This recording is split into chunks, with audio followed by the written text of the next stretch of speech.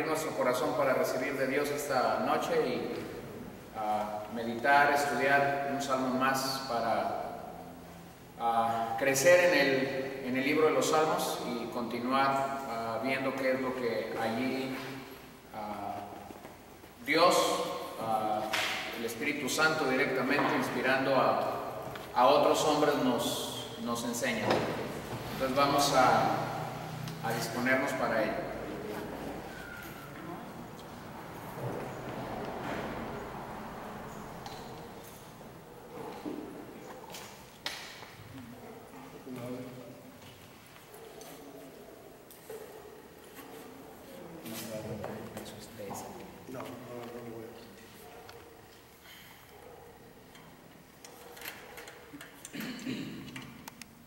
Vamos a aprovechar que eso nos prestó aquí el púlpito. Vamos a enseñar un poco sobre el Salmo 119. Quise enseñar un poco sobre el Salmo 40, pero no sé si, no me acordaba si esa sección Jesús nos enseñaba algo. Pero como el Salmo 19 es muy largo, la vez pasada que yo enseñé sobre una porción inicial del Salmo.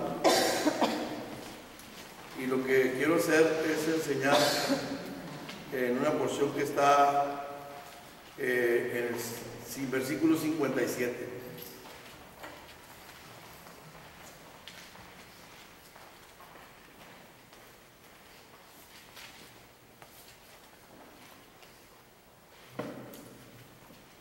Versículo 57. Vamos leyendo el Salmo del versículo 57 a 64.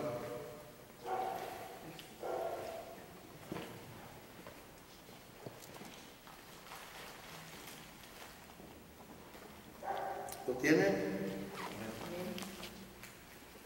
Mi porción es Jehová. He dicho que guardaré tus palabras. Tu presencia supliqué de todo corazón. Ten misericordia de mí según tu palabra. Consideré mis caminos y volví mis pies a tus testimonios. Me apresuraré y no me retardé en guardar tus mandamientos. Compañías de impíos me han rodeado, mas no me he olvidado de tu ley. A medianoche me he levantado para alabarte por tus justos juicios. Compañero soy yo de todos los que te temen y guardan tus mandamientos. De tu misericordia, oh Jehová, está llena la tierra. Enséñame tus estatutos. ¿De qué habla esta porción del Salmo?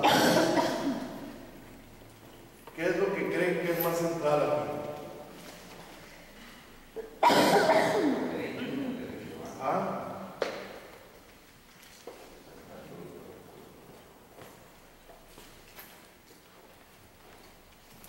Como nadie nos está correteando,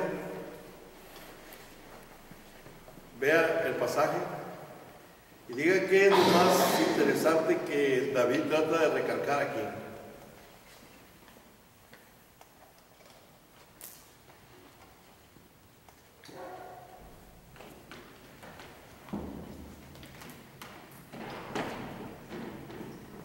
Porque a veces estamos confundidos qué sucede con nuestra provisión, ¿no? Y alabamos nuestro empleo, alabamos nuestra reserva, alabamos nuestro espíritu ahorrativo, tenemos seguridad en lo que tenemos guardado, pero el Salmo dice otra cosa. A ver, donde dice mi porción es Jehová. ok. Eso es algo que debe ser algo que nos marque, ¿no? El hecho de entender que Él es todo para nosotros, en Él tenemos todo. Ok. Ahora, note lo siguiente. Mucha gente centra que el objetivo primordial de un hombre en esta tierra es que la haga, ¿no? O sea, es decir, que tengas puesto tus ojos en cosas que son en sí parte de la vida, pero no son la vida. O sea, una casa no es la vida. Es como cuando alguien dice, tengo un hogar. Es muy diferente a tener un hogar a tener una casa. Porque hay gente que vive debajo de un árbol en petates y tiene un hogar pero no tiene una casa. Y como que ponemos por delante muchas cosas que no son vitales en la vida de un ser humano. Por ejemplo, en el caso de la sanidad, en el caso de la salud de una persona. ¿Sabe que el hombre más rico del mundo, o uno de los hombres más ricos del mundo, vive en México? Ya está peleando porque ya fue desplazado de la posición número 1 a la posición número 3. Pero sus dominios siguen extendiéndose. El hombre no solamente tiene negocios en México, en Centroamérica, Sudamérica, inclusive ha invertido ya en negocios en la parte de Asia, ya está en todas partes. Carlos Slim es un hombre que sus millones son en miles de millones de dólares.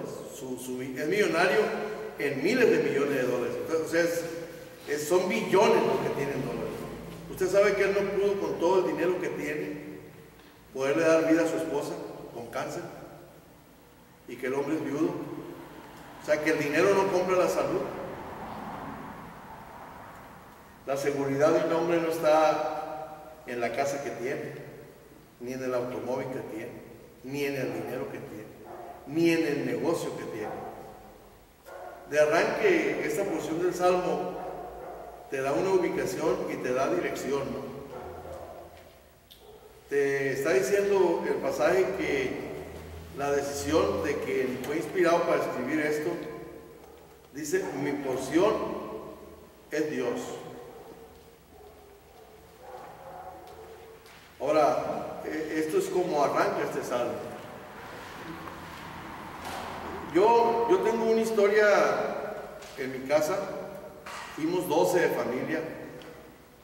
Mi hermano mayor siempre peleó con mis papás porque no fue él el único hijo.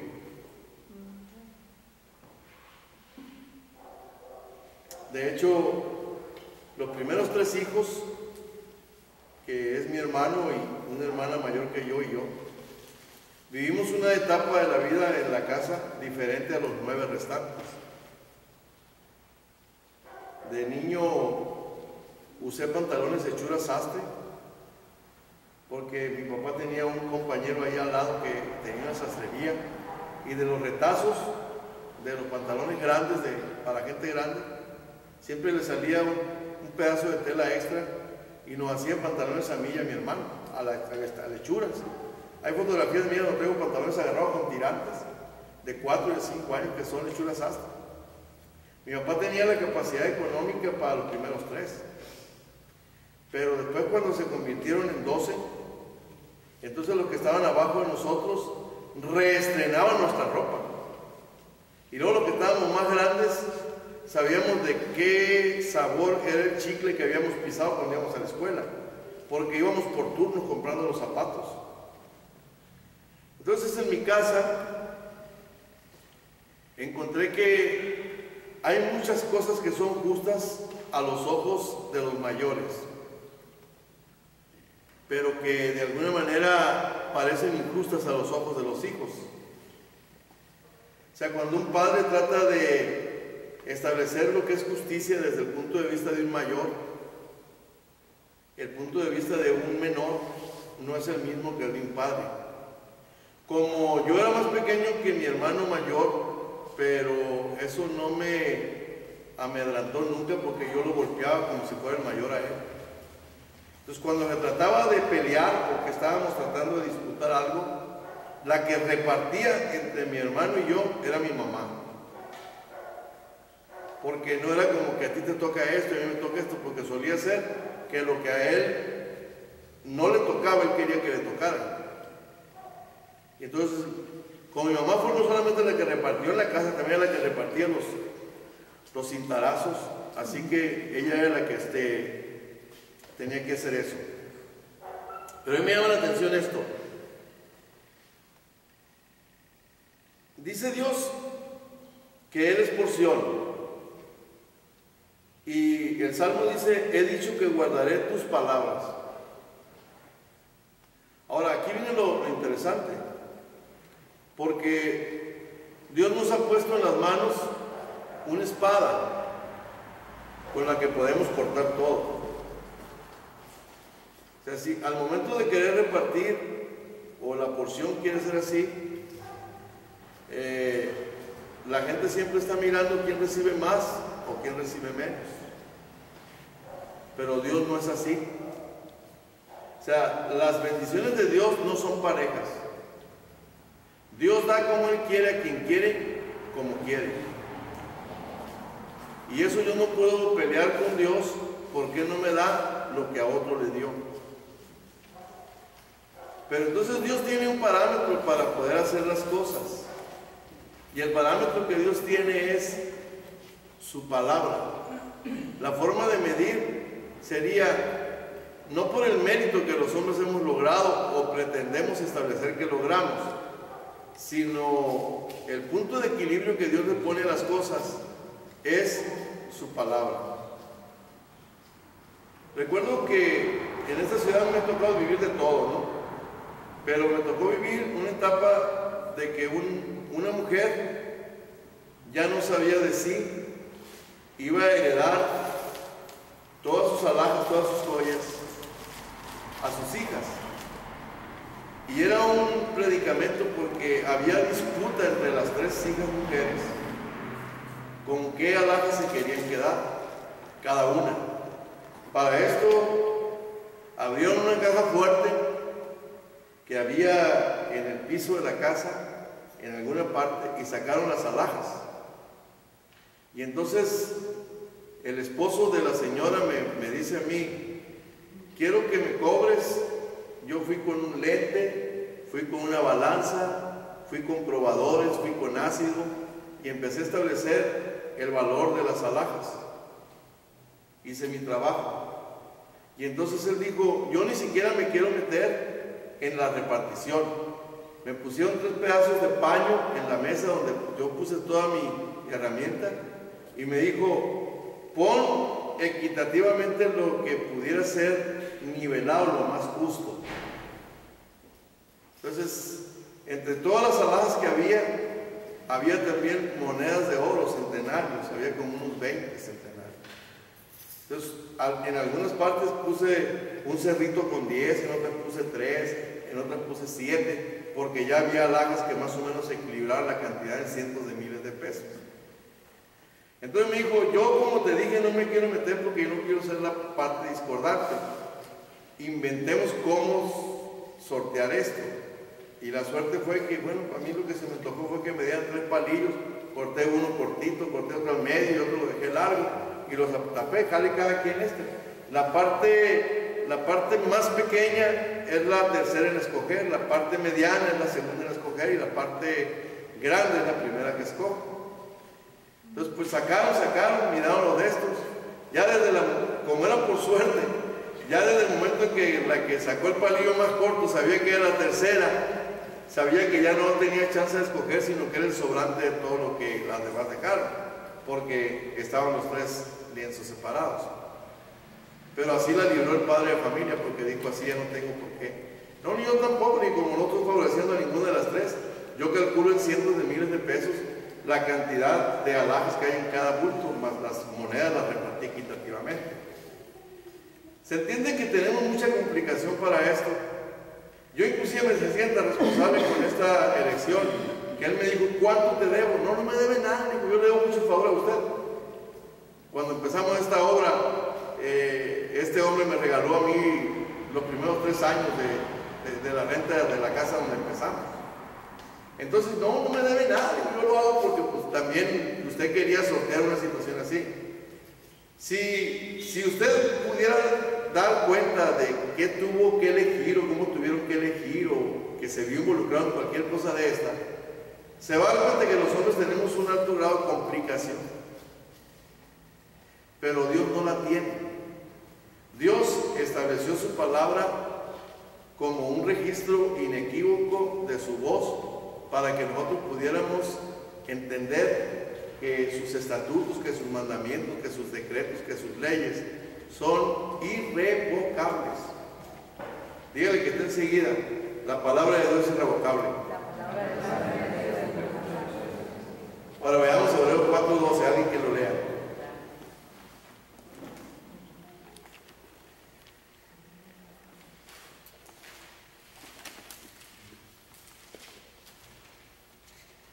Quien lo tiene, lea, lo comparte.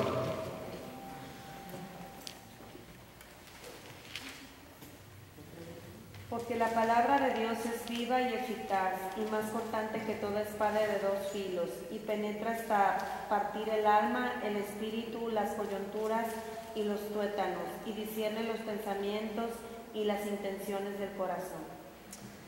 La primera cosa que usted encuentra aquí es que no es un sable, no es un cuchillo normal. No tiene un filo, tiene dos. Así que si usted usa un cuchillo de cocina y sabe que por un solo lado tiene filo, entenderá que le es difícil separar todo. Pero si usara un cuchillo con doble filo, lo puede meter y por donde quiera que usted lo va metiendo va a abrir el surco, va a abrir cancha. Entonces lo que Hebreos 4:12 dice que la palabra todo lo deja desnudo. O sea, deja expuesto todo ante cualquier asunto. Cuando alguien quiere saber realmente si la decisión que está tomando es correcta o incorrecta, la primera cosa que tiene que suceder es eliminar el criterio humano en el asunto y deja entonces que Dios intervenga por su palabra sobre la decisión que estás tomando.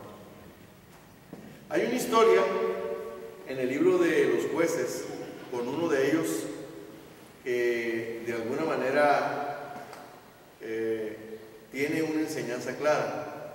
El hombre recibe una visita de Dios de una manera inusual, porque Dios lo llama varón esforzado y valiente.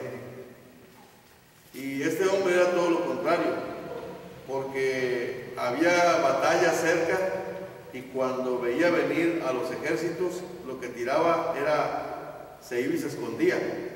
Pero entonces Dios, cuando le habló para un propósito, Dios miró en el hombre lo que el hombre no miraba en sí mismo. Y entonces no era valiente, no era esforzado. Pero cuando el hombre iba a ir a hacer la obra de Dios, el hombre probó si lo que estaba sucediendo en su vida no era una calentura o no era un sueño guajiro, sino verdaderamente era Dios hablando con él. Y entonces habló con Dios y le dijo si las cosas iban en serio para él. Entonces quería dos señales, no se conformó con una. La primera señal era que el vellón estuviera húmedo y la tierra estuviera seca alrededor del vellón.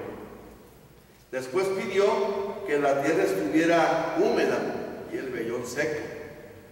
Ahora, se vale que cuando te quieras mover, te muevas con la seguridad que lo que estás haciendo no es algo que está solamente en el ámbito de tu emoción, porque lo de Dios es comprobable. La falta de fe es otra cosa, pero lo de Dios es comprobable. O sea, Dios, la idea buena de Gedeón, de querer probar si aquello era de Dios, también a Gedeón le costó, porque en lugar de ir a la batalla con un ejército numeroso, Dios también puso a prueba a Gedeón y amedrentó a una gran cantidad de gente que devolvió a su casa, porque el ejército con el que iban a pelear era 3 veces mayor que ellos. Les quedaron 24,000 y después de eso quedaron 10,000, y de los 10,000 dijo: la prueba es que todos los que pasen corriendo y empiecen a lamer el agua como perro, esos son los que van a la batalla. De aquel ejército quedaron 300. Ahora, es mejor creerle a Dios como te dice, sin que tengas que poner la pruebita esa, no, Señor, es esto. aquí hay algo que es tremendo, porque lo primero es, el corazón es expuesto y Dios deja al desnudo todo asunto. ¿Qué es lo que pasa con la palabra? La palabra corta vía para todo camino de justicia. La palabra expone un doble propósito. Tenemos el privilegio de cortar y la responsabilidad de escoger. O sea, entiéndame lo siguiente. Se oye muy bonito decir, mi porción es Jehová. Y me quedo con la parte de eso y decir, bueno, mi porción es Jehová. Sí, lo segundo dice, he dicho que guardaré tus palabras.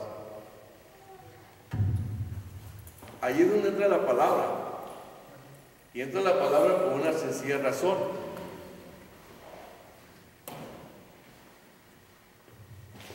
La seguridad y la firmeza de que toda revelación de Dios tiene cumplimiento no viene por emoción, viene por la base legal que tiene en la palabra. Ahora, solo nosotros vamos a decidir quién es nuestra porción, porque estamos hablando de la prioridad de la vida. Cuando a mí me toca hablar con gente, porque de alguna manera uno va a otra iglesia y lo primero que la gente quiere hacer preguntas es de algo que obviamente el pastor ya le respondió a la gente. Pero como es alguien ajeno, quiere ver si la persona a la que le va a hacer la pregunta le da una respuesta diferente al pastor. Eso yo lo he vivido cuando salgo de aquí de la congregación y voy y comparto otra parte. Y entonces, recuerdo que alguien se me acercó y me dijo, ¿sabe usted que en las iglesias cristianas las mujeres tenemos más posibilidad de quedarnos sin casar porque hay una proporción? Y saben el asunto de la estadística. Dice, hay 7 mujeres por cada hombre en el pueblo cristiano. Le dije yo a una que me preguntó, ¿sabes cuál es el gran problema de las mujeres? Que tienen plagado el corazón y la mente de la costumbre del mundo. En el asunto de que si te vas a casar o no te vas a casar, y con quién te vas a casar, no depende de una decisión que nace en los ojos. Depende de que lo que se va a formar, Dios lo autorice primero en el cielo. Oiga, si casarse no es cosa fácil, por eso hay tanto divorcio. No es que se gustaron, no es que se conocieron y amor, no. Hay algo bien interesante. Cuando uno se casa, el milagro más sorprendente que hay es que Dios declara que son una sola carne. Y Pablo dice a los Efesios que grande misterio es este, porque habla de la relación mística de Cristo con la iglesia. Ahora, yo suelo usar una sola metáfora en esto, una sola anécdota que tengo. En el pueblo donde mi suegra nació y donde la familia de los tíos de mi esposa crecieron e hicieron sus vidas, ese es un pueblo que cuando yo lo conocí no llegaba a tener 2.500 o 3.000 habitantes. De allí a unos 8 kilómetros había un rancho de una muchacha que era cristiana, pero que la única salida que ella tenía del entorno del rancho, de las vacas, y era tan buena para hacer queso. Vive, pero ya no se dedica a eso, porque es parte de la historia. Su salida era el domingo y el viernes, el día de la reunión de jóvenes, en el pueblo allí donde iban a la iglesia. Y no tenía ni siquiera un nombre agradable, se llama Rufina. Pero ¿sabe una cosa? Ella oró y se le pasaron los 15, los 20, los 30 y estaba entrando a los 40. Y ella decía que el Señor tenía un nombre para ella. Pero la desventaja que tenía es que sus hermanos medían cerca de 2 metros y ella era chaparrita. Así que cuando iban al servicio, al pueblo, ¿quién se le iba a acercar a esta mujer si estaba parado en medio de dos postes de la luz? Y ahí estuvo. Pero tú la oías orar y la oración de ella era: te doy gracias por el hombre que tienes para mi vida. Cuando sucedió el milagro, alguien vino de Estados Unidos acompañando a una persona del pueblo. Oye, dijo, ¿dónde vas a pasar? Pues, no voy para mi pueblo. Oye, invítame para ir contigo. No, pero mira, mi pueblo es tan chiquito, tan aburrido que, yo voy contigo. Le dice, déjame ir contigo. Y dice, es más, vamos en mi camioneta. Tiene una camioneta nueva en otro, grande, llantas altas. Y se vinieron en la camioneta de esa. Cuando llegaron al pueblo, el muchacho que era del pueblo de Rufina era cristiano y el otro era cristiano. Cuando llegaron al pueblo y vio a Rufina el día domingo en la iglesia, el muchacho dijo, esta es la mujer que Dios tiene para mí.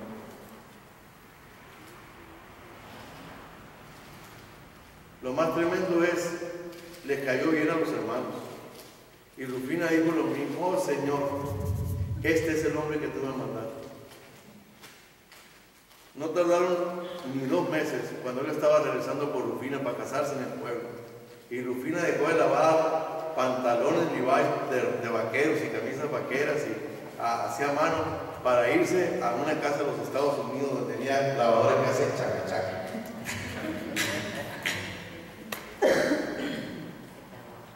Dice, una vez me preguntó una muchacha, ¿es verídica lo que me está contando? Porque te tengo que contar una mentira. Ahora, cuando la persona tiene seguridad de algo, se aferra a la base legal. Mi porción es Jehová. ¿Qué abarca esto? Dios nos ha dado esta espada aguda que puede cortar las capas de la vida. No nos neguemos a usar esta espada. Porque mi porción es Jehová.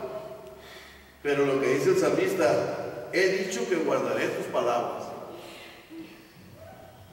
El gran problema cuando una persona logra algo que está pidiendo es que cuando lo recibe, se olvida que lo que recibió vino como respuesta a que ha guardado la palabra. Toda respuesta que viene de Dios a una petición viene con una firmeza clara. Dios no falta su palabra. O sea, yo no puedo pedir neciamente, porque neciamente yo no tengo una respuesta de Dios.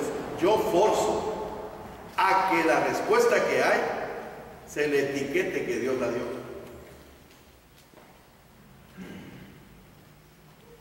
Y es muy común cuando alguien quiere darle la gloria a Dios de una respuesta que Dios nada tuvo que ver con la respuesta.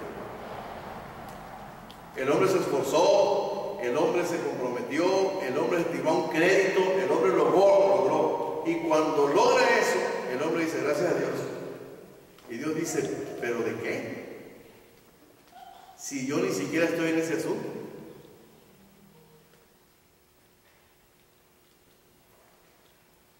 La primera vez que se usa la palabra hebrea que traduce por porción fue en el capítulo 14 de Génesis. Aquí se traduce parte en Génesis. Es un acontecimiento en la vida de Abraham. Cuando Abraham está liberando a Lot, su sobrino, hubo una disputa, una guerra entre una coalición de 5 reyes contra 4 reyes. Y la tierra donde Lot vivía era una tierra que pagaba una carga como súbditos. Y se le revelaron al rey que vino y conquistó la tierra. Y después de que aquel rey que cobraba tributo a la tierra logró establecer la derrota de la coalición de los 4 reyes de la tierra donde vivía Abraham, digo Lot, se llevaron a Lot como rehén. Y si alguien puede leer 14:24.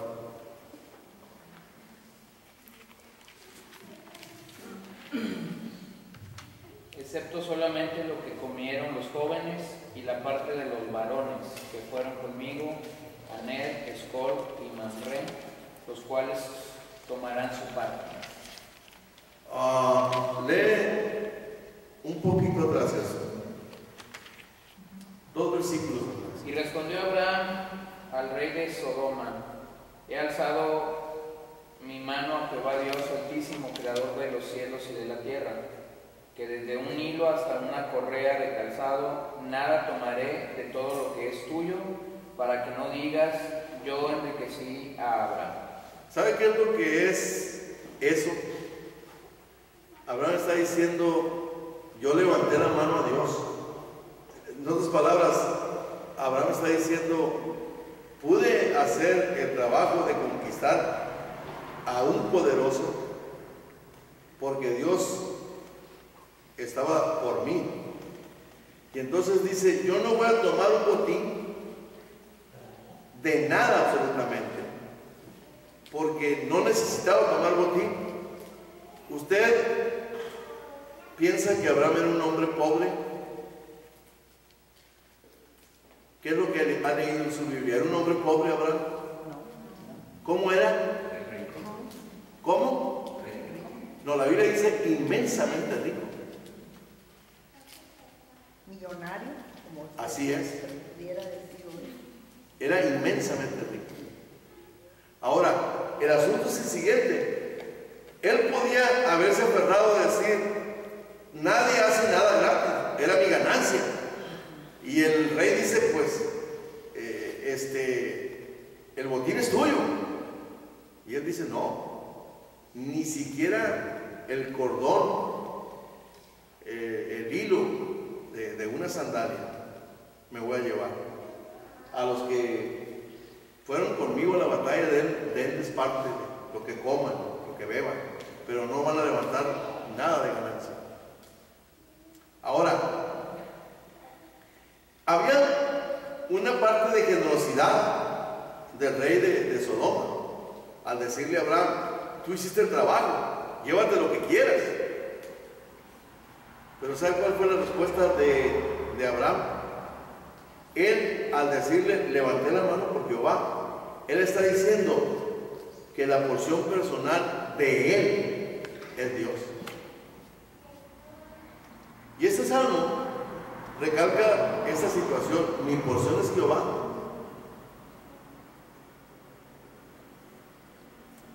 Observemos el resultado de esto, porque dices tú, bueno, se ve medio romántico el capítulo 14 de Génesis. Ahora, ahí hay un encuentro. Abraham es recibido después de que viene de la batalla por Melquisedec, rey de Salem, y le ofrece pan y le ofrece vino, y es un símbolo de la Santa Cena en el Nuevo Testamento. Y encuentras que ahí hay un encuentro maravilloso en esto.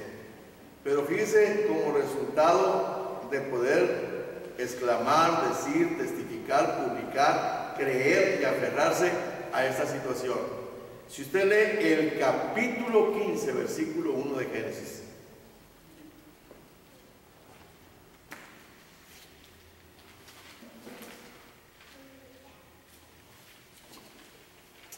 Quien lo tenga, léelo, compártelo por favor.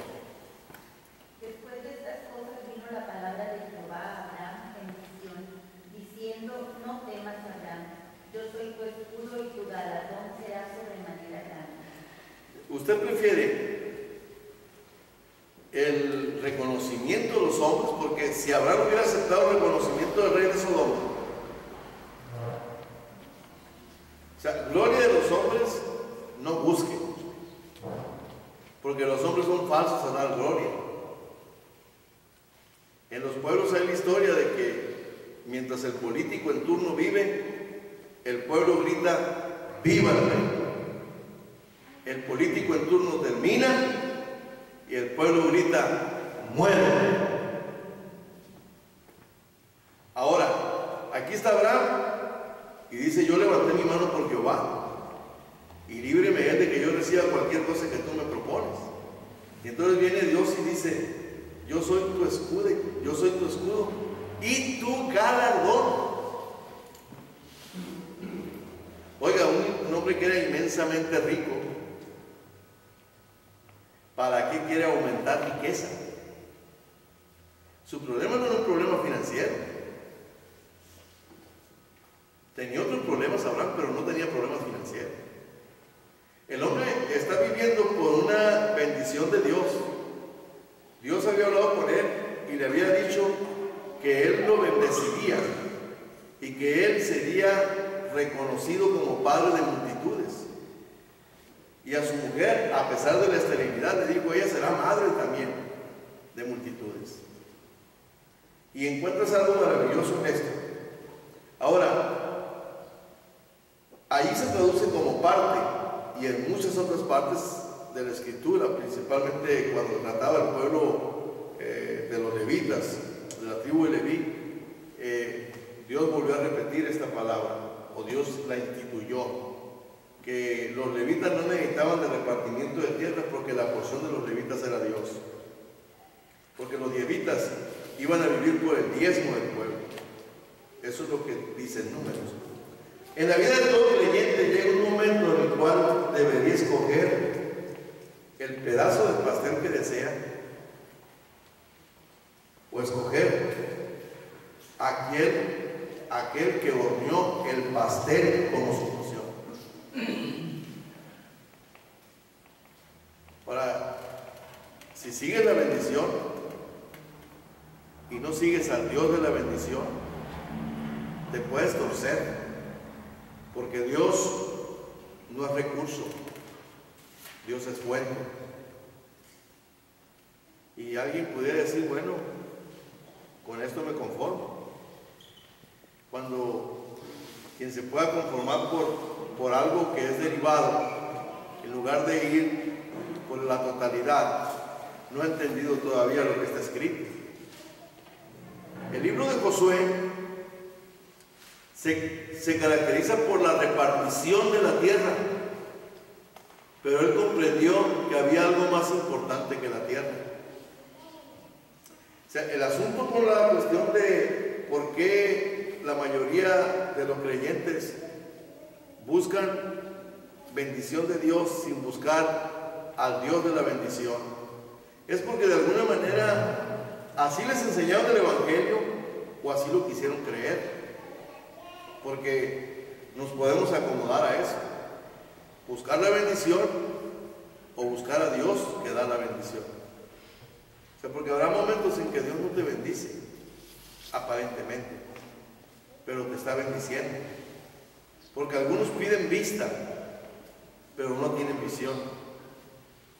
O sea, cuando Dios se opone, se niega, cuando Dios está en el asunto porque ama a alguien que verdaderamente se ha entregado a Él y le cierra puertas en lugar de abrírselas, Dios te está bendiciendo. No lo miras así, pero te está bendiciendo. Qué tremendo cuando alguien decretó que es su porción Dios, y en lugar de mirar el mundo abierto, ves el mundo cerrado.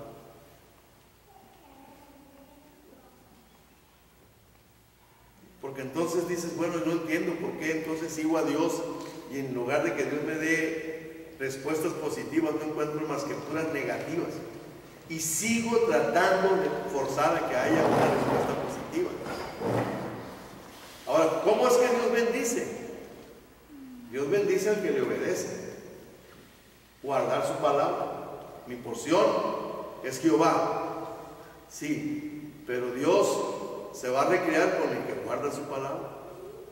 Ahora, cuando tú guardas la palabra, esto tiene resultado tremendamente en un futuro presente, no muy lejano, pero vas a ver hacia adelante y vas a ver que este es un camino que lo edificas solamente en la espera de lo que Dios quiere darte, por cuanto la palabra rige tu vida.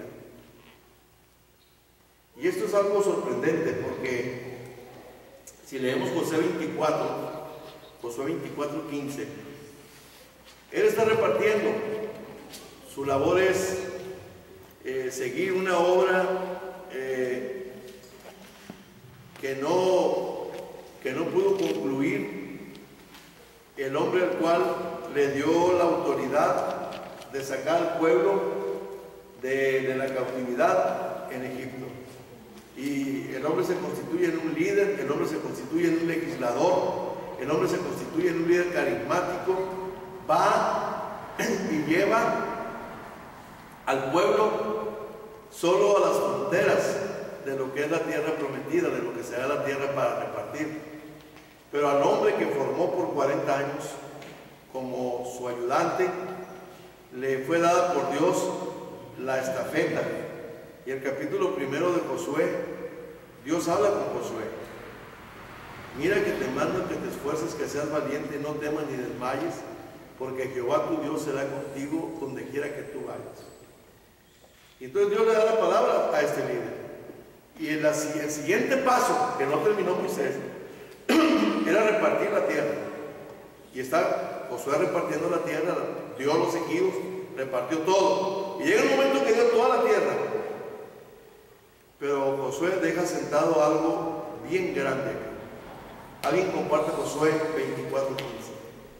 Y si mal os parece servir a Jehová, escogeos hoy a quién sirváis, si a los dioses de quienes sirvieron vuestros padres cuando estuvieron al otro lado del río, o a los dioses de los amorreos cuya tierra dejaréis. Pero yo y mi casa serviremos a Jehová. Mire, esto fue algo que Josué hizo al final del libro. Se paró frente a los diferentes líderes de las tribus, a los príncipes, a los que estaban como líderes principales por clanes, y dijo una palabra bien sostenida: hemos tenido muchas opciones de creer en dioses ajenos, porque pasamos en medio de pueblos paganos que tenían sus propias deidades, y algunos se prendieron allí. Me escribe la esposa de un pastor un mensaje por WhatsApp y me pregunta: pastor, ¿qué tan factible es que los cristianos celebren el 14 de febrero? Y yo le dije: fatal, porque es una festividad 100% pagana. Los cristianos tenemos palabra en la Escritura que sobran razones para poder hacer válida lo que dice Proverbios, que mejor es un amigo que un hermano. El cristianismo dejó entrar esa festividad pagana. Esa es una de las pequeñas obras que han carcomido la raíz de las grandes vidas. Le dije yo: se comieron el bocado de la actitud de la amistad, cuando en realidad detrás de eso era la segunda opción de la festividad. La festividad es a un Dios pagano que representa el amor. Por cierto, no es el amor ágape, no es el amor erótico. Pero los cristianos, igual que el Día de los Reyes, igual que otras cosas, los cristianos hacen rosca y comen lo peor del caso es que sacan monito y hacen tamales el día de un ídolo, ¿no? Entonces yo le dije: pues fatal, o sea, necesitaríamos volver otra vez. Amén. Yo creo que a lo mejor le llegó luz de que no era como el hecho de decir a ver qué piensa él, que va más adelante que nosotros. Ahora, encuentre esto: ellos tuvieron la oportunidad de tener dioses por todo el camino, los lugares que iban conquistando. Y dice Josué: escojan ustedes a quién quieren servir, si a los dioses que sirvieron vuestros padres, porque está hablando a una generación nueva. Recuérdense que la generación del desierto es una generación porque eran de dura servicio y contumaces, se murieron todos en el desierto.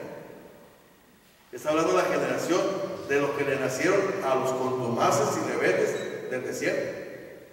Y les dice: escogeos hoy a quién servir, que yo y mi casa serviremos a Jehová. Ahora, podemos tener el prefijo, ¿no?, de decir: es mi herencia, Jehová. No, espérate. Te lleva a un compromiso. Si Dios es tu herencia, la pregunta que te tengo que hacer: ¿realmente guardas su palabra?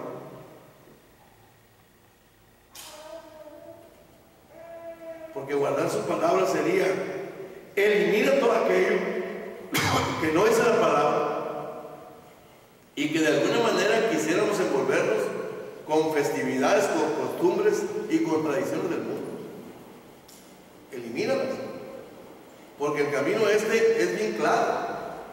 O sea, podemos estar adentro pero no pertenecer, podemos seguir pero no obedecer el camino, porque va a llegar el momento en que el momento de la verdad va a ser a mucha gente que truene. Ahora, todos recibieron la parte, esa fue la idea. O sea, estaban caminando por una herencia, todos recibieron la parte. Pero veamos Números 18-20 y veamos que una tribu no recibió la parte, es la tribu de Leví. Ellos están excluidos del reparto, de fronteras, de territorios, de tierra geográficamente ubicada. Y veamos lo que dice este pasaje. ¿Alguien lo quiere leer? Números 18-20.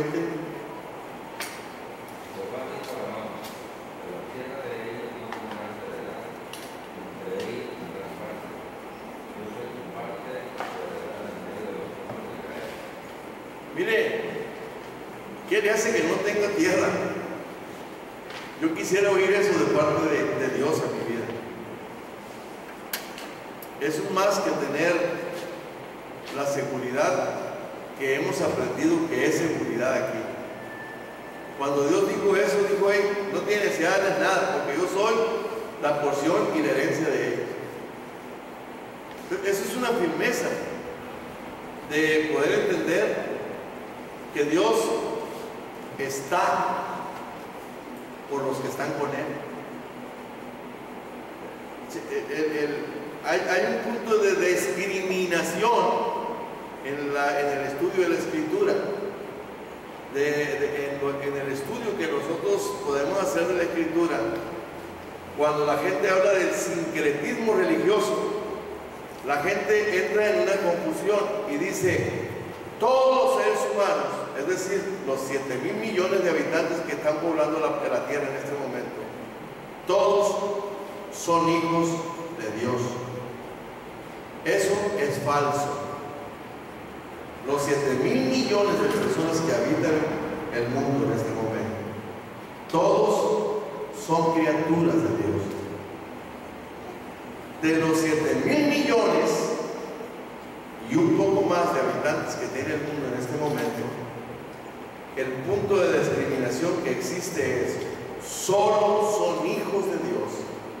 Es decir, después de que reconoces que eres criatura de Dios, que no has procedido del mono, que no vienes por un proceso evolutivo, el punto selectivo es que necesitas creer que Jesucristo es el Hijo de Dios, quien murió en la cruz del Calvario por tus pecados y resucitó al tercer día de entre los muertos para interceder por ti en el cielo.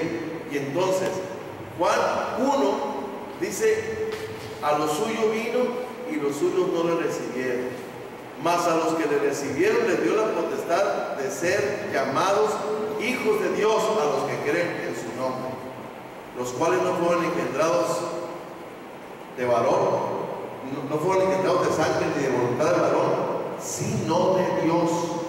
Entonces, el punto discriminatorio que hay en la Escritura es: llegas a ser hijo de Dios después de ser criatura de Dios solo por lo que dice Juan 1, recibiste a Cristo.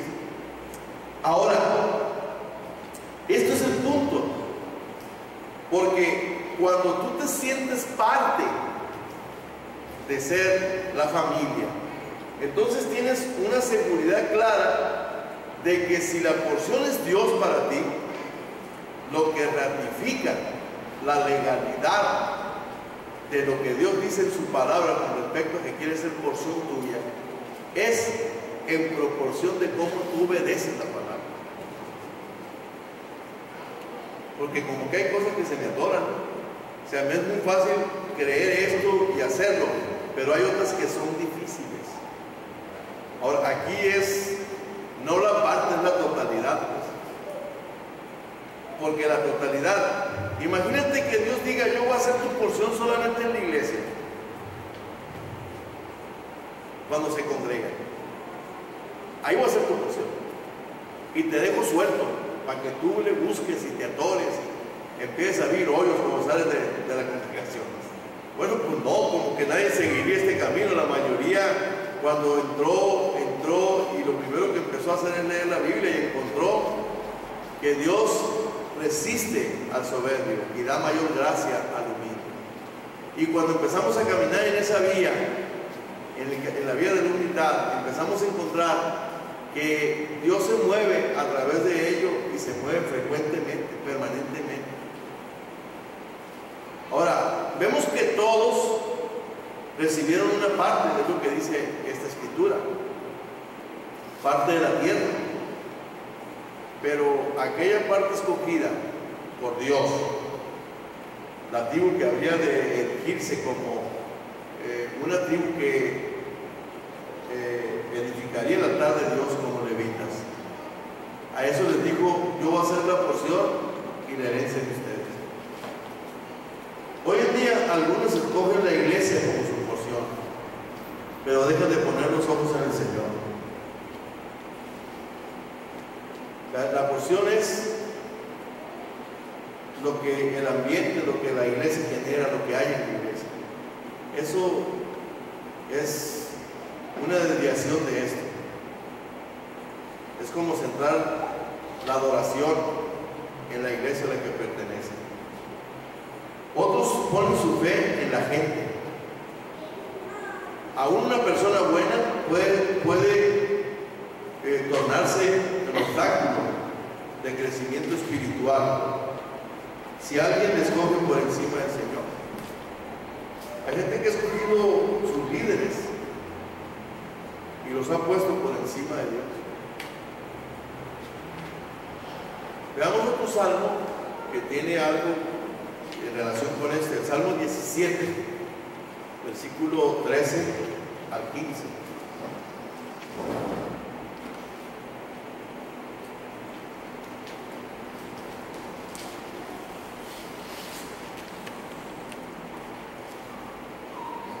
¿Alguien lo quiere compartir?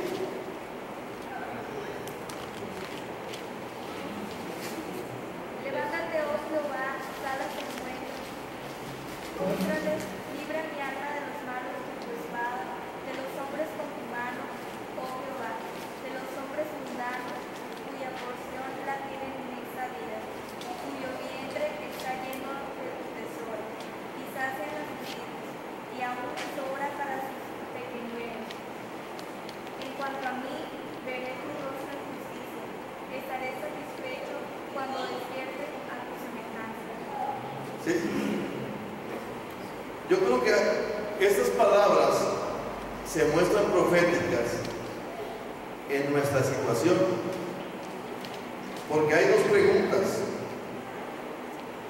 Imagínense, dice, de los hombres con tu mano, Jehová, de los hombres mundanos cuya porción la tiene en esta vida.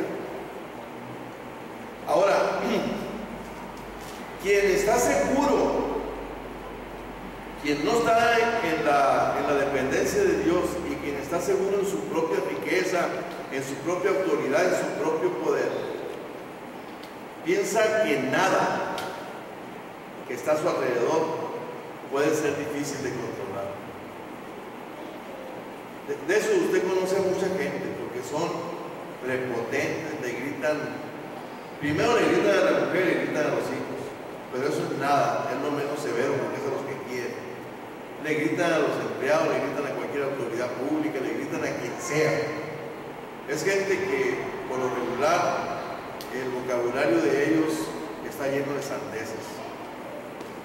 Y él lo marca así: hombres mundanos cuya porción la tienen en esta vida y cuyo vientre está lleno de tesoros.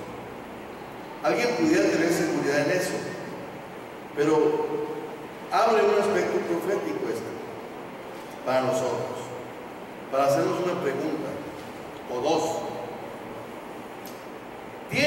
usted su porción en esta vida, yo no la tengo.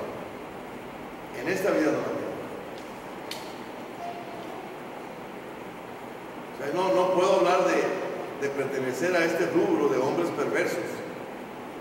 O sea, porque para poder llegar a tener la porción de Dios, usted tuvo que negarse a sí mismo. Para llegar a tener la porción de Dios usted no va a mandar a Dios, usted va a obedecer a Dios.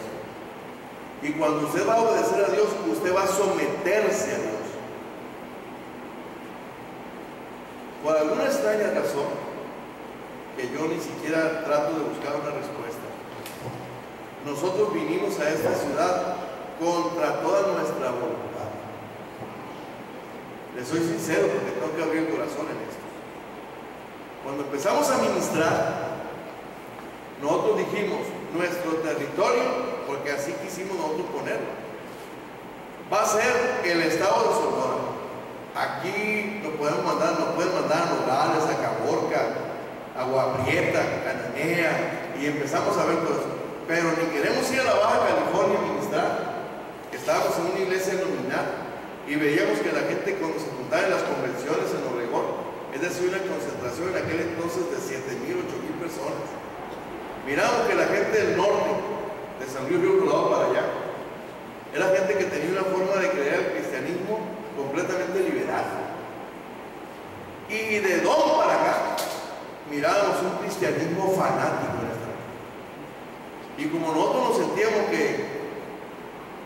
como que queríamos protegernos, y así lo dijimos al principio, Dios, para que se nos quite los oradores, sin que nosotros tuviéramos ni idea, fuimos a parar a la Ciudad de México, a una ciudad cosmopolita, multicultural, con un mundo de problemas, porque éramos norteños, y empezamos una obra ahí.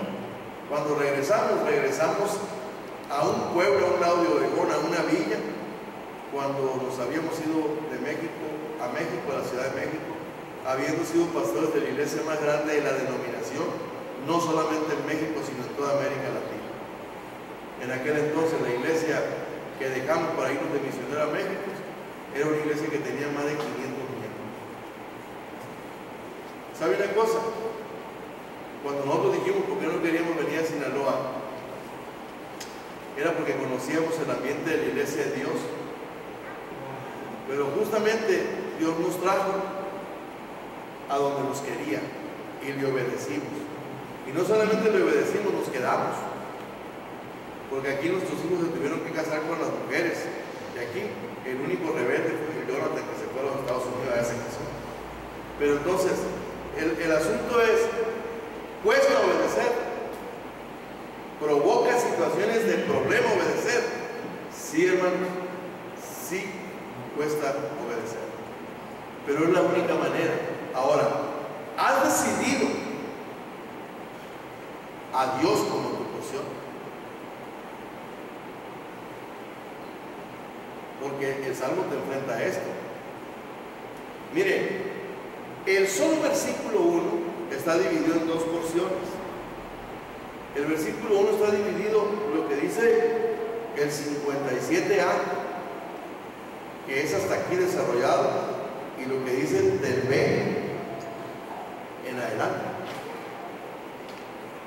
Es interesante porque del 57 tenemos el arranque, mi porción es Jehová,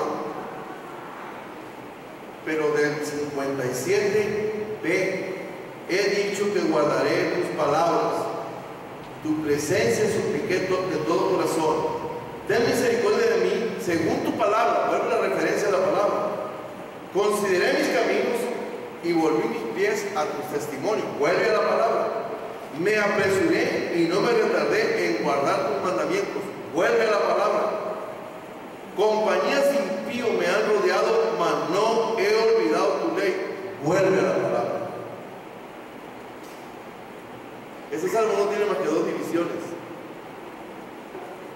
El versículo 57A y el versículo B hasta el resto de lo que sería la sección. Miren una cosa interesante. Es la palabra la que manda del 57b al 61, al versículo 61. Dicho de manera diferente, la palabra, estatutos, ley, testimonio, mandamientos. Y aquí plantea 4 cosas o 5 cosas interesantes. Cuando decidimos tomar a Dios como nuestra porción, esto va a impactar el resto de tu vida. El punto aquí sería, no puedes entrar en ensayo y error en esto. No puedes entrar a ver qué onda, como alguien dijo.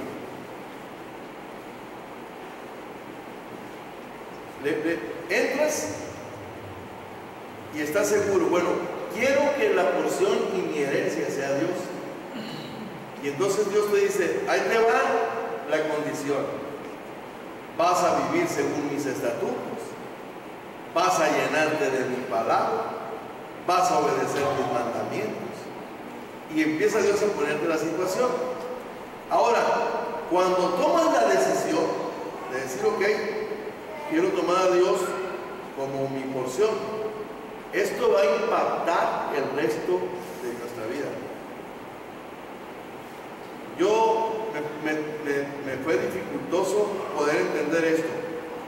Cuando yo me convertí, yo era un joven de menos de 20 años. Y yo, a diferencia de muchos de los que no pudieron tener la desgracia de estar en el mundo, yo sí estuve en el mundo. Es decir, yo sí probé que el mundo no tiene nada que ofrecer más que puras desgracias a quien ande en él. De allí vine. Y empecé a ganar dinero, no porque mi papá me lo daba, lo empecé a ganar porque yo aprendí a trabajar cuando tenía 6, 7 años. Así que cuando yo iba a la primaria, a fines de la primaria, en aquel entonces, estoy hablándole como el 59, el 60, yo traía 80, 100 pesos en la bolsa, mucho dinero, porque valía 20 centavos de cobre del sol. Por eso te tomabas una Coca-Cola chica. El asunto era que gané dinero mientras estaba en la secundaria. Cuando yo me convierto y me voy a estudiar a la escuela bíblica, yo dejé mi futuro en la mesa de trabajo porque yo tuve que regalarle a mi papá todo lo que yo había comprado para mi empresa, porque yo iba a poner mi propio taller. Y me fui. Cuando yo empecé a saber que era por fe cómo se iba a caminar esto, yo venía de una misión donde ya no podía llegar a la escuela bíblica donde estaba en un camión porque ya no había ruta de camiones a esa hora. Y caminé por una parte donde ahora aquí hay muchas casas, pero a la parte limítrofe que había en la ciudad de Hermosillo, el periférico, y pasé frente a un panteón y todo mi capital era una moneda de 50 centavos de la de cobre, la grande, que muchos de ustedes ni habían nacido cuando dejaron de ser. Y entonces la traía en un ribay, era lo que me habían dado de ofrenda en esa iglesia por predicar esa noche. Y la agarré y no sabía por qué, en realidad podía haber comprado una torta con ellos y haber tomado un refresco. La agarré y la tiré para el patio. Señor, prefiero no tener nada para no depender de nada, para poder depender de ti el día de mañana. Cuando empecé a pastorear la primera iglesia, le propuse matrimonio a la mujer más bella del mundo, que es mi esposa, sin tener un solo centavo para casar. Me iba a casar. ¿Sabe por qué me iba a casar? Porque Dios era mi porción y era mi herencia. Y sobró dinero. Fuimos de luna de miel. Cuando veníamos de regreso nos sobraron 500 pesos.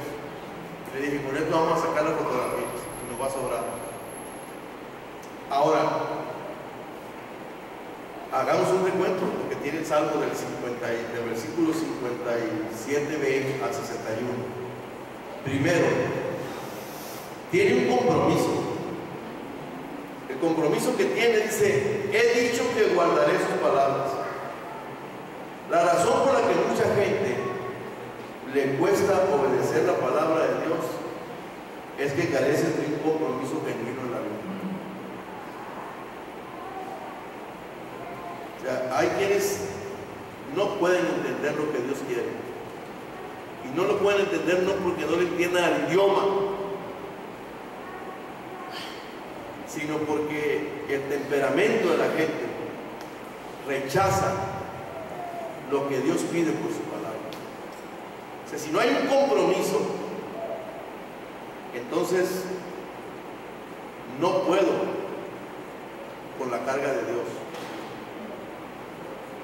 Para que la decisión de escoger como porción cambie su vida, es necesario que ésta incluya el compromiso de obedecer su palabra.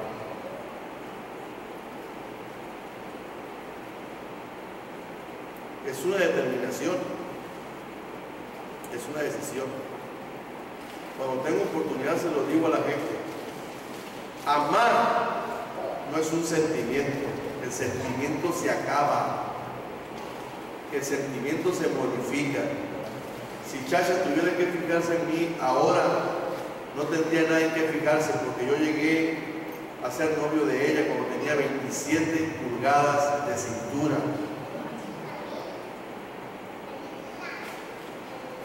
Se perdió la figura.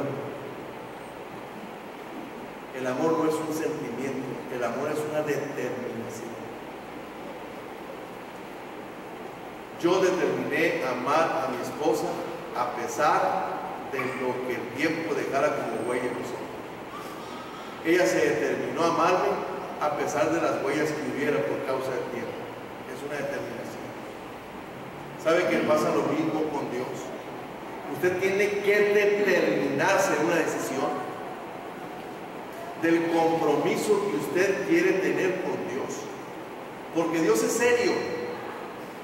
Las cosas de Dios son serias. Y uno tiene que ponerse serio cuando uno se determina en la decisión de poder decirle a Dios: no me muevo de la raya porque tú eres mi porción.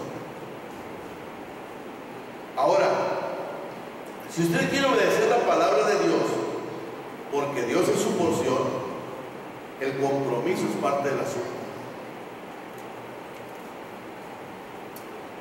Hablamos del compromiso.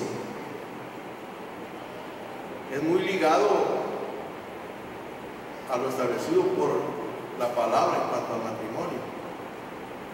Estamos juntos hasta que la muerte nos separe. Pero que hay alguna exclusión a la cláusula, espérame. Hay una exclusión a la cláusula si hay por qué separarte, pero no para que te vuelvas a crear en un pacto con otra persona.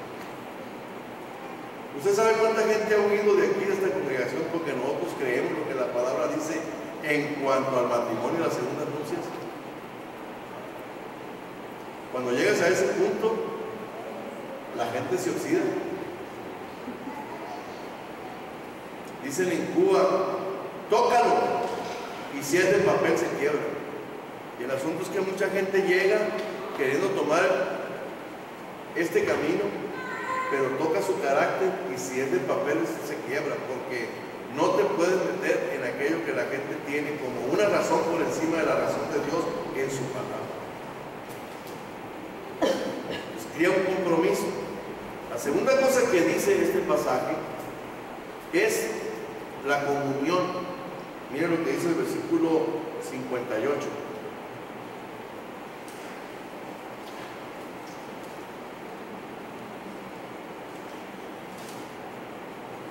¿Qué dice?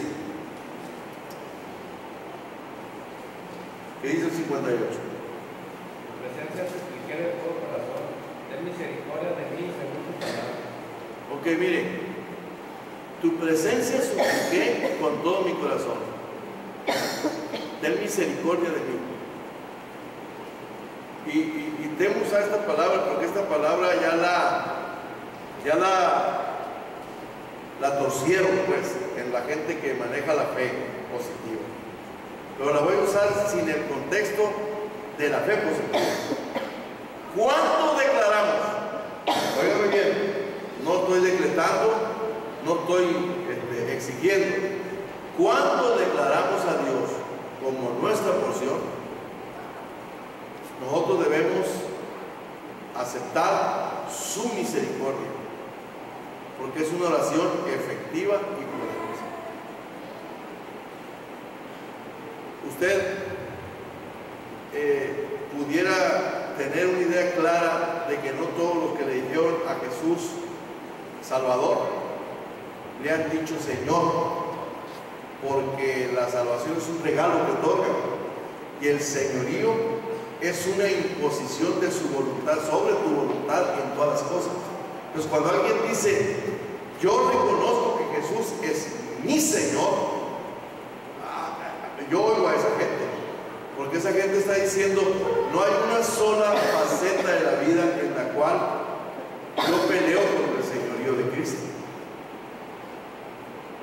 Y entonces aquí es algo muy interesante, porque el salmista está diciendo tu misericordia o supliqué tu presencia de todo corazón, tu ten misericordia de mí según tu palabra. Si usted declara a Dios como su porción, entonces usted debe tener esta seguridad de poder aceptar la misericordia de Dios, porque eso es una oración efectiva y poderosa.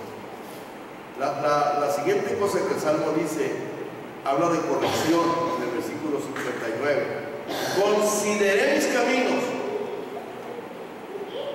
y volví mis pies a tus testimonios. Y no hay más que poder entender que no hay puntos intermedios, no hay puntos aislados. O sea, la disyuntiva es, o tú trazaste tu camino, o tú dejaste que Dios trazara el camino por el cual anduvieran tus pasos. El contraste sería mis caminos contra los caminos que Él diseñó para mí. Y lo que está diciendo es que Él consideró, el creyente que escoge a Dios como su porción, continuamente se verá haciendo ajustes en el rumbo de su vida. Es decir, hiciste el compromiso y Dios aceptó el compromiso que hiciste con Él. Y cuando tomas determinaciones equivocadas, la única manera de arreglar es que te conviertas. No de pecador a salvo, que te conviertas en la declaración de propósito. Porque la declaración de propósito, no, sí Señor, yo voy a seguir tu camino. Y de repente te encuentras haciendo lo que Dios no te ordenó. Entonces tienes que regresar y tienes que enfocarte en el camino correcto. Entonces se corrige. Salomón exploró todos los rumbos con el afán de conocerlos y cometió muchos errores, pero vea la conclusión que tiene en Eclesiastés 12, versículos 13 y 14. Habla de cómo concluye.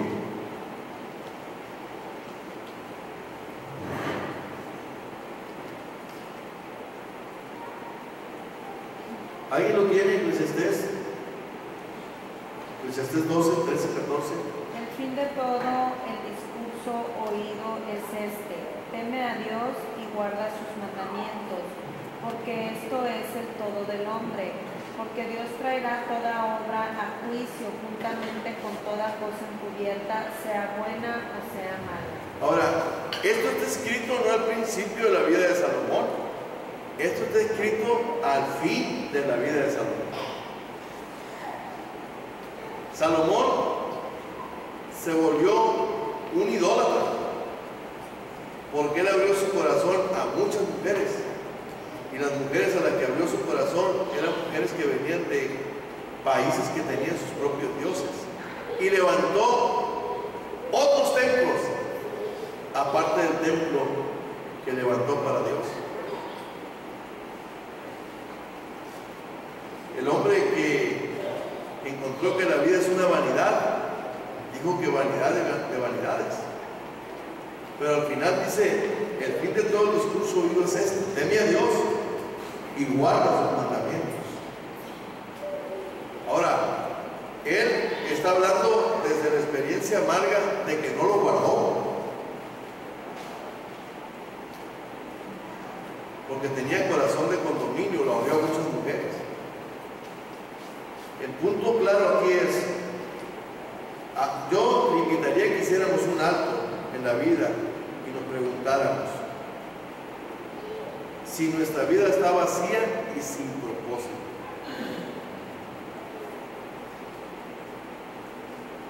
Porque hay quienes la viven y no se han hecho dos preguntas que son claras. como vivo, ¿hacia dónde voy?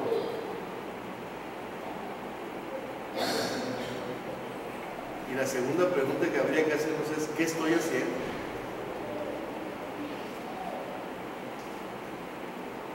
¿Te das cuenta que el propósito de Dios al hacernos es para que lo adoremos?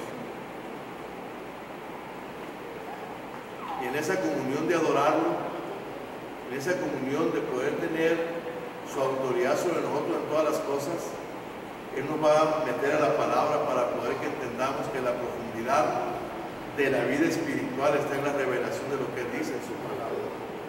No es lo que tú sientes el día domingo cuando vienes, sino cada día que haces con tu vida.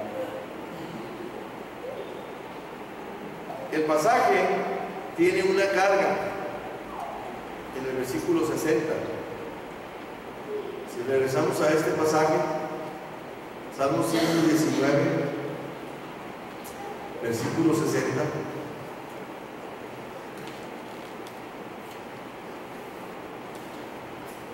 ¿Alguien lo quiere compartir?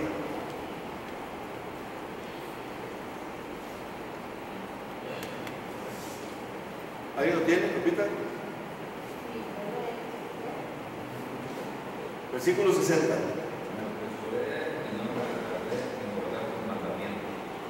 Me apresuré y no me retardé en guardar los mandamientos. Uno se siente obligado por amor a cumplir el mandamiento. La obligatoriedad de cumplir el mandamiento es porque amamos a Dios. Y esa es la carga que Dios pone sobre tu vida y sobre mi vida. O sea, debemos tener un sentido de urgencia y no tenemos que titubear, sino que tenemos que fijar nuestro corazón en ello. El Salmo marca una tremenda actitud. ¿Sabes qué? La carga que yo tengo por terminar mis días bien es muy grande, porque tengo 3 hijos a los que les enseñé este camino. Tengo 8 nietos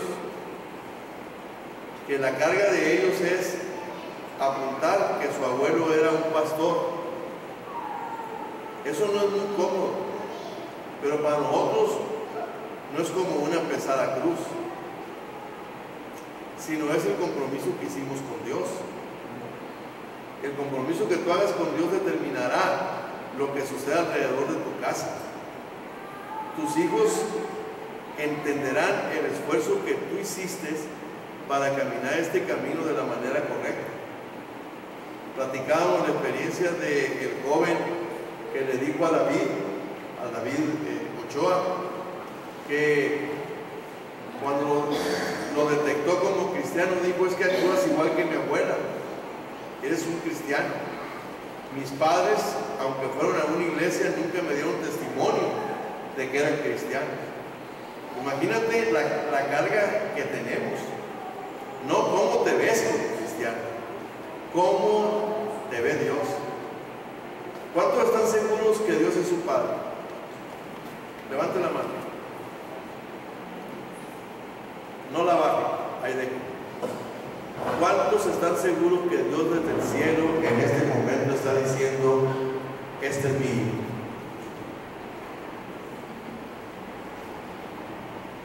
Está más fuerte lo segundo, ¿verdad? Está más fácil decir que Dios es nuestro papá. Lo segundo está fuerte. Ahora, esa es la carga, el compromiso que hiciste. Concluyo con algo que dice el Salmo 61, versículo 61. Compañías de impío me han rodeado, mas no me he olvidado de tu ley. Su razonamiento y su carne le darán muchos motivos para una pequeña desviación de convivir con impíos. Te da fortaleza cuando puede establecer la diferencia por causa de Dios. Usted tiene una obligación profética doble, según el Sermón de la Montaña. El sermón de la montaña, dice Jesús, vosotros sois la sal de la tierra. Si la sal se desvaneciere, ¿para qué sirve? Para ser hollada y pisoteada por los hombres. La sal existe para dar sabor. La sal existe para curar heridas. La sal existe para preservar alimentos. La sal existe para provocar sed en el ganado. La sal existe para curar heridas. Ese es un destino profético del creyente, ser sal. El segundo destino profético del creyente es, Jesús dijo en el sermón de la montaña, vosotros sois la luz del mundo. Una ciudad asentada sobre un monte no se puede esconder, ni se enciende una lámpara para ponerla debajo de la mesa, sino ponerla en el candelero para que alumbre a todos los que están en casa. Así alumbre vuestra luz delante de los hombres y glorifiquen a vuestro Padre que está en los cielos. Ahora, imagínate, convivo con impíos. Jesús convivió con impíos. Se juntó con los borrachos, con los glotones y bebedores de vino, se juntó con las mujeres públicas. Y fue apuntado diciendo, este se junta con gente que no tiene temor de Dios. Y fue cuando Jesús dijo, buscad pues qué cosa es misericordia quiero y no sacrificio, porque no he venido a llamar a los justos, sino a los pecadores al arrepentimiento. No he venido a los sanos, sino a los que tienen necesidad de médico. Te juntas con los impíos y no hay nada. El gran problema es que te juntes con los impíos y la gente no vea ninguna diferencia en ti de los impíos. Y tú tienes la consigna de que te puedes juntar con los impíos, pero tienen que ver la diferencia por causa de tu compromiso con Dios.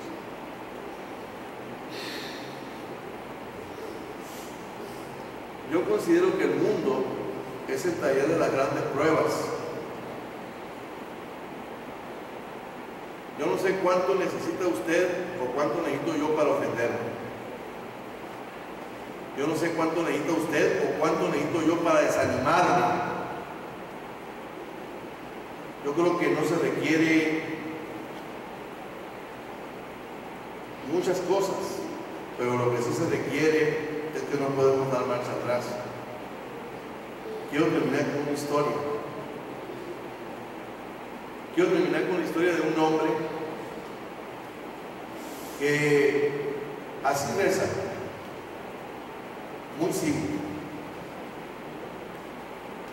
Un día aconteció que sus hijos e hijas comían y bebían vino en casa de su hermano, el primogénito. Y vino un mensajero a este hombre y le dijo, estaban arando los bueyes y las asnas paciendo cerca de ellos, y acometieron los sabeos y los tomaron y mataron a los criados a filo de espada. Solamente escapé yo para darte la noticia. Aún estaba hablando cuando vino otro que dijo, fuego de Dios cayó del cielo que quemó las ovejas y a los pastores los consumió. Solamente escapé yo para darte la noticia. Todavía estaba hablando y vino otro que dijo, los caldeos hicieron 3 escuadrones y arremetieron contra los camellos y se los llevaron y mataron a los criados a filo de espada. Y solamente escapé yo para darte la noticia. Entre tanto que hablaba, vino otro que dijo, tus hijos y tus hijas estaban comiendo y bebiendo vino en casa de su hermano el primogénito. Y un gran viento vino del lado del desierto y azotó las 4 esquinas de la casa, la cual cayó sobre los jóvenes y murieron. Y solamente escapé yo para darte la noticia. ¿Qué hubiera pasado con este hombre de la historia bíblica si él no hubiera tenido a Dios por su cosa?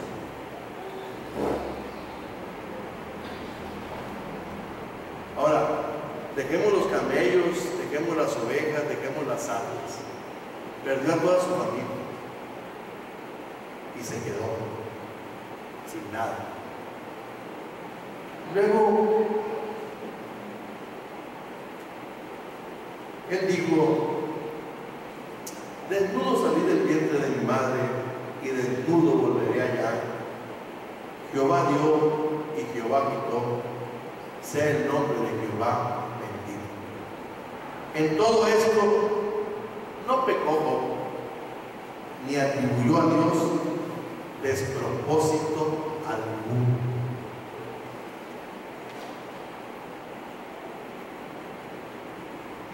No es posible tener consistencia si no tienes un corazón fijo en Dios.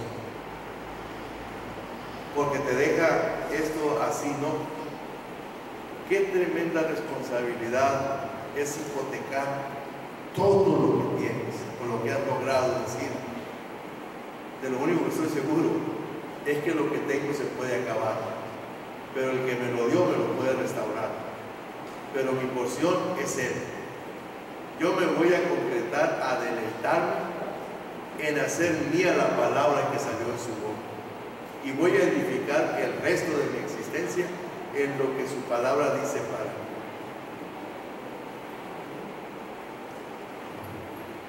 Muchos que son jóvenes no conocen mucho de la historia, pero Chachi y yo nos casamos siendo jóvenes. Y cuando nos casamos teníamos muchas ilusiones, las que son normales, nada extravagante. Pero algo de lo cual yo nunca me voy a olvidar es: yo tenía un corazón para Dios desde un principio, para servirle, para que Él me llevara y usara mi vida como Él quisiera, donde quisiera. Pero cuando uno quiere probar que Dios es tu todo, no dejas nada fuera, es todo. Cometen muchas locuras en la fe. Y una de las locuras en la fe que cometimos antes de que llegara nuestro primer hijo es que le quisimos creer a Dios con todo, sin reserva. Y entonces empezamos a pastorear una iglesia de gente muy humilde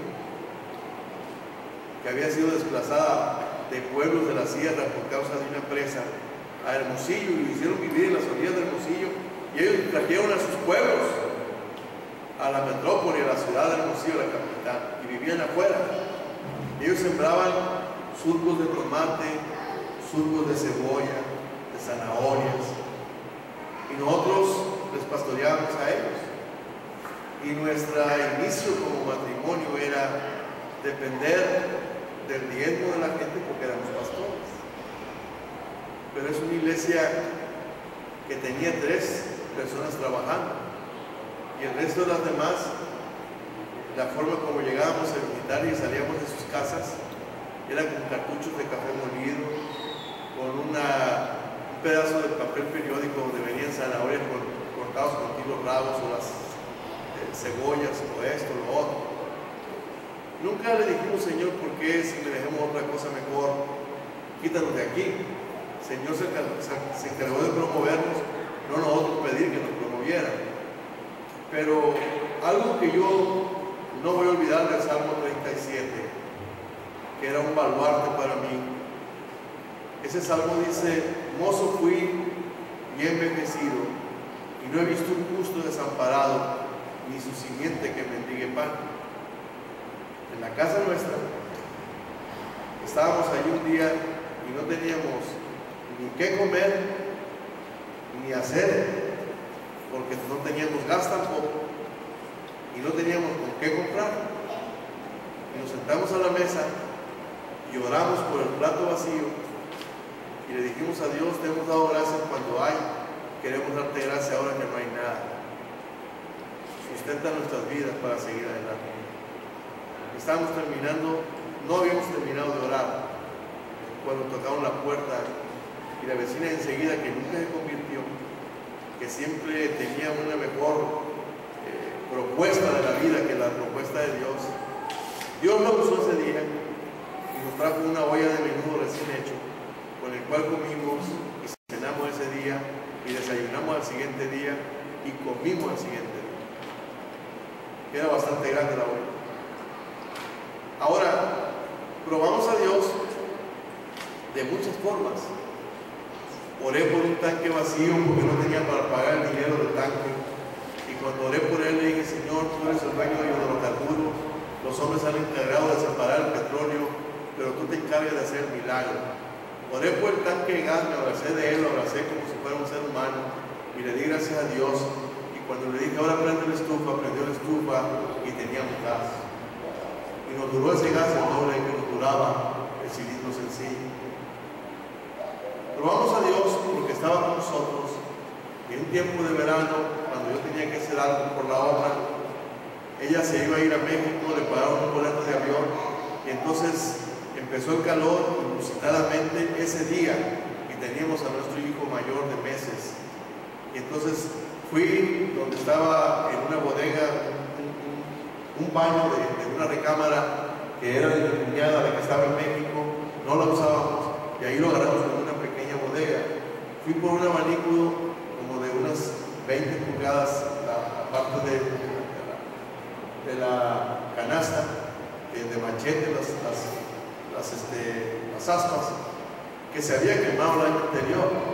Y yo empecé a limpiar el abanico, era todo metálico, lo limpié, lo abrí, soplé sobre todo lo que había ahí en tierra y esto. Y entonces yo me puse a orar por el abanico y le dije: Señor, mi hijo es pequeño, no tenemos la manera de proveer nada, no teníamos ni cooler para hacer eso. El cooler existía, pero no le habíamos dado servicio porque en verano entró en un solo día. Y empecé a orar, y de manera así como chacha, un poco como riéndose por la actitud mía, porque lo más fácil hubiera sido ir a pedir prestado un abanico. Pero entonces le dije: Señor, queremos el milagro para que nuestro hijo no pase calor.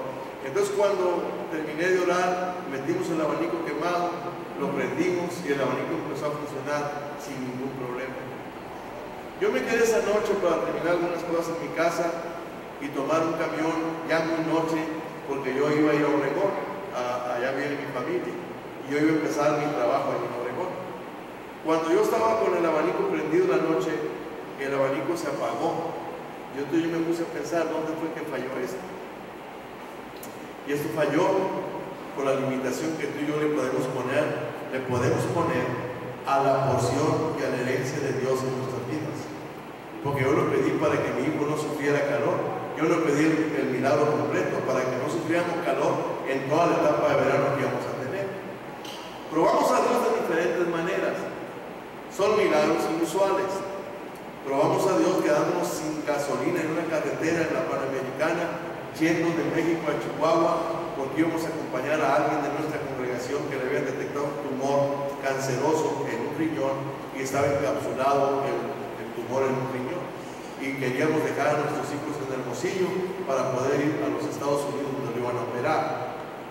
Cuando íbamos por la carretera nunca la habíamos corrido, no vi el último señalamiento donde había una gasolinera, y nos quedamos sin gasolina en medio de era un solo esa carretera, en ese tramo, allí entrando recién al estado de Chihuahua. Nos pusimos a orar, chachillo, y teníamos un maravilloso espectáculo de tener un cielo estrellado y Dios oyendo nuestra oración. Le dijimos a Dios esta oración: ayúdanos a llegar. Estamos conscientes que por nuestro error no cargamos gasolina. Ayúdanos a llegar a la siguiente estación de gasolina. Oramos, creímos en el milagro, prendí el carro, que era un Dodge Dart modelo 1980. Caminó 56 kilómetros a la gasolina.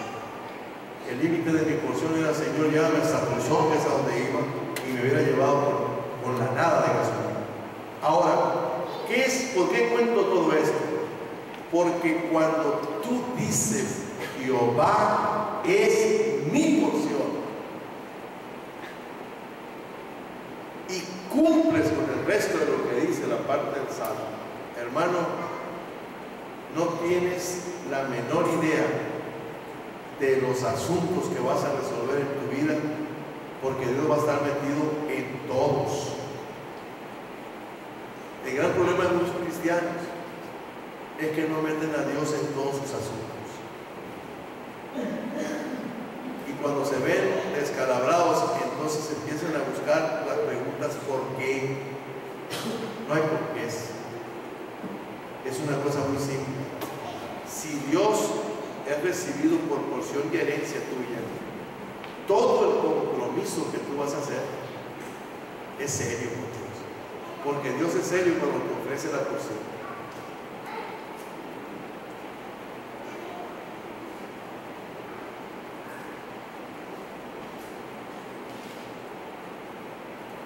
Una declaración de este salmo dice: a medianoche me levanto para alabarte por tus justos juicios. Qué tremendo, ¿no? Cuando alguien quiere tener respuestas y dice, no tengo más que alabar a Dios, porque muchas de las cosas no es que Dios no quería, es que yo no quise.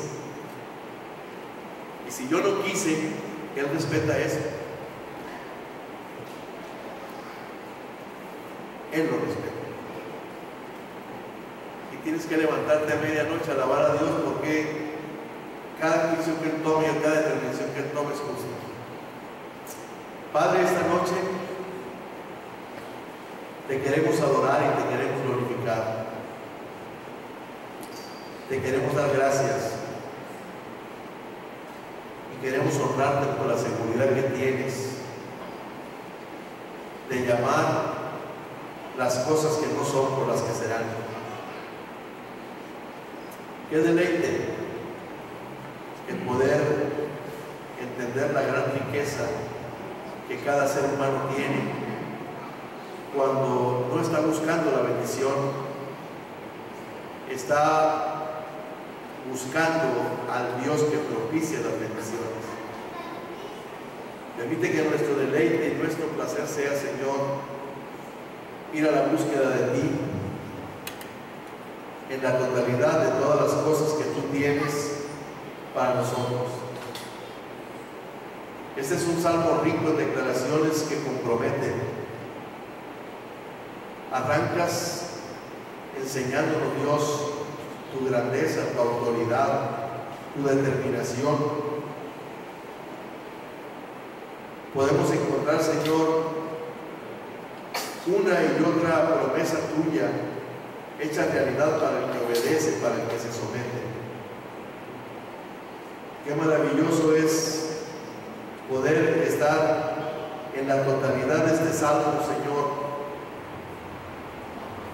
embuido en cada palabra tuya traída a nuestro corazón. ¿Con qué limpiará el joven su camino? Con guardar tu palabra.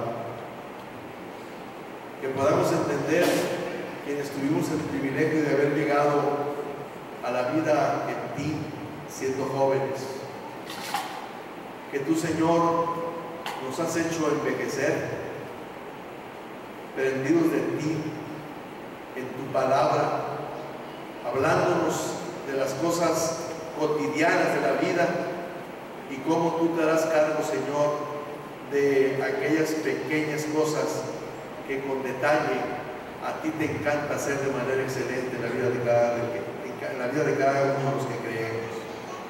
Esta noche te adoramos, Dios, por todo y te glorificamos y te damos el lugar de honor en nuestras vidas, y que podamos salir convencidos de que tú eres la porción y la herencia nuestra. Gracias, Señor, por Jesucristo, tu Hijo amado. Amén.